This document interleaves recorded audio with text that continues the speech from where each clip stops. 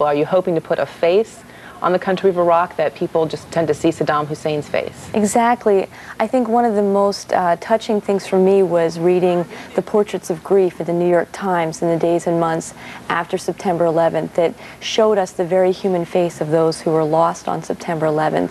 For us, the trip hopefully will do a similar thing for the Iraqi people, put a face on their suffering and their stories so that in the future I will know people in Iraq should something happen. Now, when you say a plea for peace, is that a plea to the Iraqis or a plea to the United States? That's a plea to everyone. We really are going in a non-political way. We'd like to go and appeal to anyone, certainly people of international stature who might be able to help in this situation.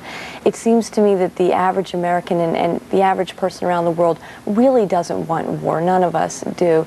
If there's any way to help avoid this conflict through negotiations or some kind of a more peaceful resolution, that's the alternative that we're seeking and asking for. You say you're going in a non-political way, but is that, to be practical, is that even possible given this heightened environment?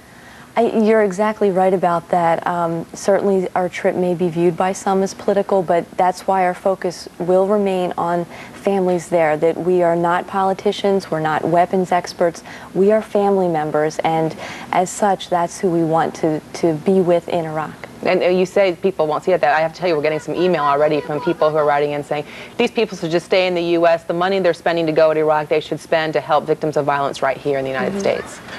Yeah, I think it's there's victims of violence all over, and hopefully this trip will somehow, in some way, alleviate violence around the world. I'm not saying that in an idealistic sense, but I'm saying that in the sense that it's almost a compelling thing to do, to stand and watch what's unfolding is very difficult to do. And if there's some way that our group can add a voice in a plea for peace and request for alternatives, that's what we're setting out to do. So you won't be meeting with any government officials? No, we plan not to meet with any government officials. And you do realize you're going against the State Department's travel warning. They think Americans should not go there. Yes, and it's very, very concerning.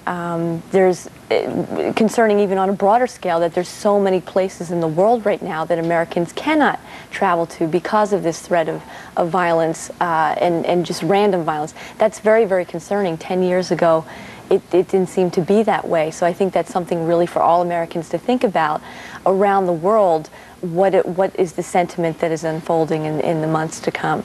In our final moment here, I want to go back to the man who has set you on this journey, and that is your brother, Bill. Yes. What do you think he would think about taking this journey? Would he support it, or did he have different political views, possibly, that he would have a different opinion? Bill and I definitely had different political views and disagreed about many things and agreed about some.